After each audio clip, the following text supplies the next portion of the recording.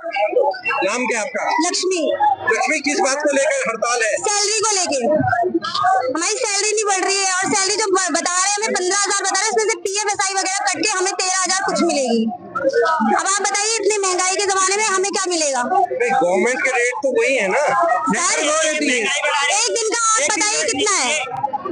750 कुछ है ना, 783। अब यहाँ पे कितनी दे रहे हैं हमें? ये तो हमें लेबर का चार्ज दीजिए, जो मजदूर होते हैं उनका भी नहीं दे रहे। इससे अच्छा तो मजदूरी कर ले, हम यहाँ क्यों काम करें? आप बताइए सर, इतने में कुछ हो जाता है? 20,000 भी देंगे ये हमें तो उसमें से भी काट के देंगे ना, तभी जाके तो 17-18 होगी हमें। डायरेक्ट तो ये 20 नहीं देंगे। कितने साल से काम कर रहे हैं? मुझे हो गए यहाँ पे 6-7 साल। किस पोस्ट पे हैं आप?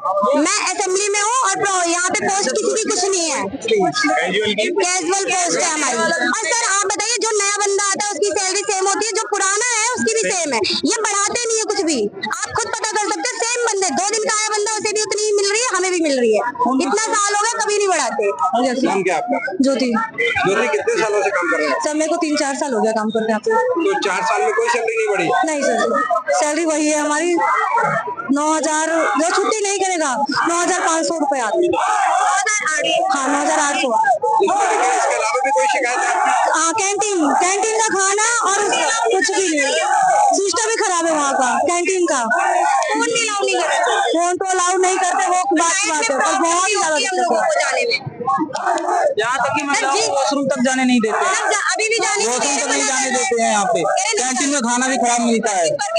8 घंटे काम करो, 16 घंटे काम करो, यहाँ तक कि A+B+C जबरदस्ती रुकवाते हैं यहाँ पे। जबरदस्ती हमारा तो कोई ओवरटाइम नहीं मिलता? ओवर टाइम जबरदस्ती करवाया जाता है पुलिस वालों के चक्कर में। मेरे देखो यहाँ एक महिला का सर फट गया, यहाँ मेरे हाथ में चोट लगी है। मैं यहाँ 3 साल से काम कर रहा हूँ।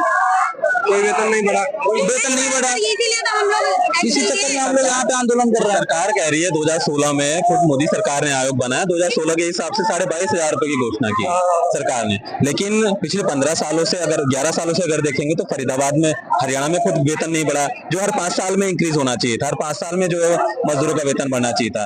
लेकिन स्थिति मतलब एक तो महंगाई जो है 2016 के अनुसार अगर देखेंगे तो कई गुना बढ़ चुकी है।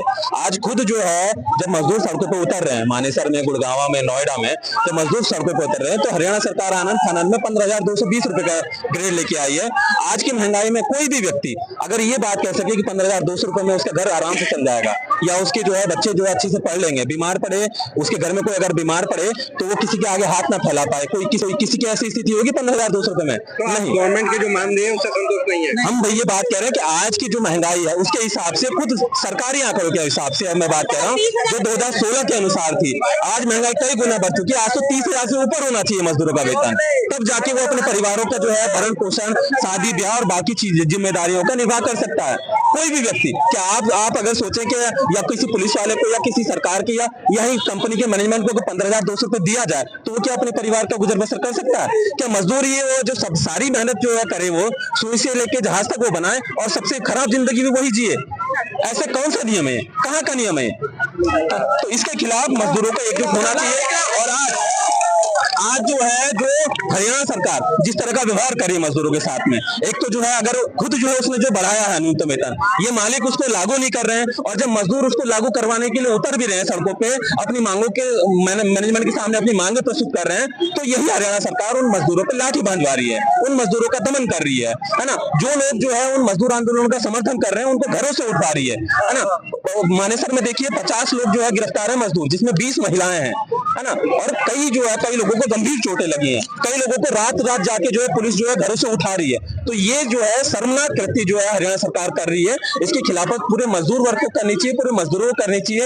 और मैं इंकलाबी मजदूर केंद्र से यहाँ पे मजदूरों का समर्थन करने के आया हूँ। जो भी जो है चीज होगी उसको देखेंगे, साथ में मिलकर कंधे से कंधा मिलकर जो है चीजों को करेंगे। हम हरियाणा में अलग जगह पे